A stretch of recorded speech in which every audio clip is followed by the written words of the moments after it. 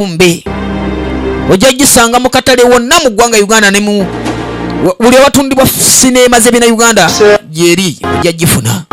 Gwogamba njagala sinema gye bayita Amadda GA Walumbe. Kati ono aba atudde wano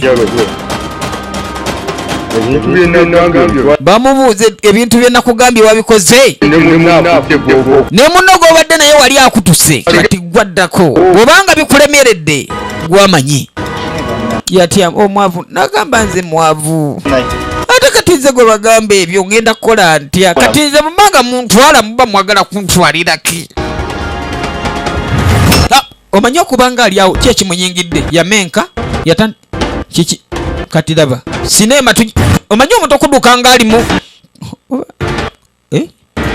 yatuuka wano nga nekimunyingidde takitegedde nakyusa engoye najja n'atuula waneeno kati watudde Fizzo yagamba taata tujje twetondere twatunda ettaka naye akasente ko twakalya naye amazima gali nti tusaasire tutusindikira mayembe go kyekitusa Fizzo mutiitiizi kyokka ate azza emisango bamise Faizo mugaya Faizo munange tusonyiwe twabutegedde ayina engeri gyakaabamu muve wano mugende kati tumugambe kiki bannange tuba tuli awo daba sinema owakati woko daba engeri gyatambulamu yajja ng'engeri gyata Fizzo yamulabidawo n'agamba ono ng'alinganga aliko ebyewaabwe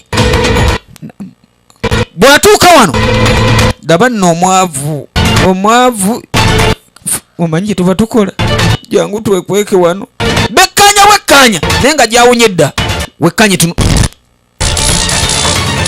batandika okulwana kugambye gwe kankulage simanyirwa ekigenda mu maaso dewammwe magombe gye wava tutwagala otumanyi ekyayingidde omwana ono kyatandika okulwanyisa amanyi g'ekizikiza omanyi okwekuba Fizzo n'agamba kiki ekyo nga sikirabangako Faizo mugaya n'awoominga yamukuba ekisa kya Katonda oba kisa kyaki yatandika okufukuuka yatandika okutabuka kiki mbegayiridde bannanga balaba sinema eno mundeke enfulume kuba bwe kijjira wano simanyi kubanga ndebe nzikiza naye wano etuuse kati Fizzo yagamba munsange mu katanga naye kanyanya nziruseeyo ono naye agamba oba kiki ekyanyingidde naye tabitegeera mpulira wano wanzitowerera oba nabadde ntya kati musajja watu naye kati tudda ku ono mwana nga nywera wano nze okitegeera gwe manja muswamira wano nze wembanga nakuwola ezange mbasaagala kumanyira yatula ku kikomera ky'omugagga ng'agamba nze nakulimira mbadde nkukuumira buli wamu kankutegere wano kabogo kati mwana ate nga awulira mwana gatandise okumbobonga ayina engeri gyanywamu akayaga n'ebikola kati mwana tuba tuli awo omanyi kasita olaba ekyo tyamu mwana nga mpuliranga bisitegeera mwana oba mwana akatimbadde eki bakyali kati kabogo yatandika otunula binkulubuse kabogo yatandika otunula natandika omutima gwatandika omukuba kayaga ke kankubye nywedde embanga kyeno ndabika mbanga gyemfunye eno ye kabogo yasituka yepika kabogo kati kabogo yatandika okumera obumonde kabogo yavaawo bannange simanyi kiddako kakati mwana nze kabogo nakola ebbango yatambulanga zombi kabogo gwakwatako simanyi Fizzo kakati omulogoyi wawe simanyi nakumanyi tugenda kukola tutya bannange kujja kikugamba ddani alina amayembe uliriza wano namwagalako yasirika yamenka wayagala omulogo Dani wakola ki? kati kiki kino ekituuse? Kabogo yali yatuuse dda. Dani wamukola ki? Mukulu abadde atandise okwefukira ogulaba. Mugaya atya agamba ono nti dduka bagenda kutta, agamba no Kabogo gwagamba. Gwe mukulu saagala kuŋŋamba banzita bakwata Mugaya yaŋŋaŋŋala. Mugaya atya okufa yeezirisa bwezirisa mumanyi. Najja n'akwata kano. Gwe nze Kabogo okitegeera kankutuge. Omanyi omuntu okukwatana wowe bannaaga munyambe nga teri kukutuka. Mugaya bw'aba atandika embiro awo nnamba emu eweze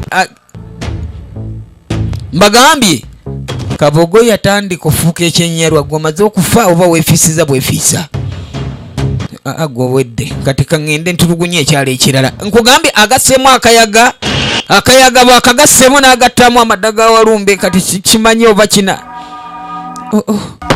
kyekyo omanye engatto okkuba ng'eringa bomu. Kabogo alinga mulengeri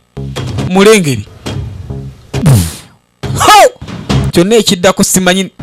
Mbegayiridde mwandinyambe nemugula kateni eyo kubanga nange kennyini ntandise okutya. Kabogo tajjira wano mukwata wa mulengeri.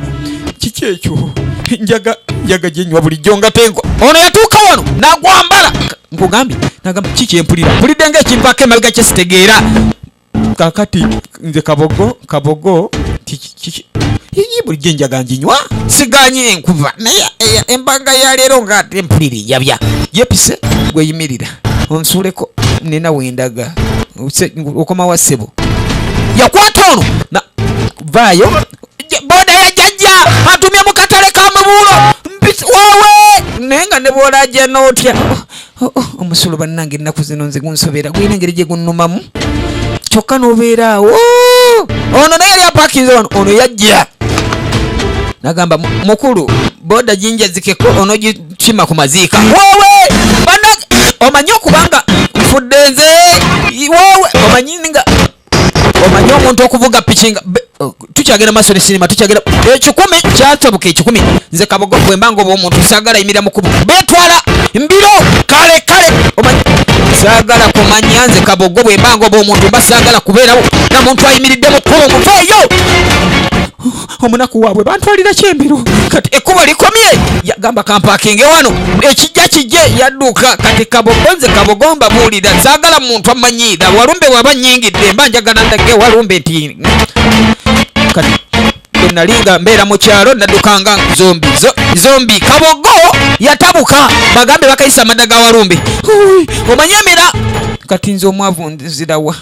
Kabogo nze ondaba ngenda okulya nkumirira bumizi azimbye naye epise lino lyali ddwaniro maama kati oyagala ki? Kabogo namu ninga ki zombi kankulage sebo yajeewoma ono ekyamuyingidde naye takimanyi nekyayingidde Kabogo takimanyi napika amaanyi nagapika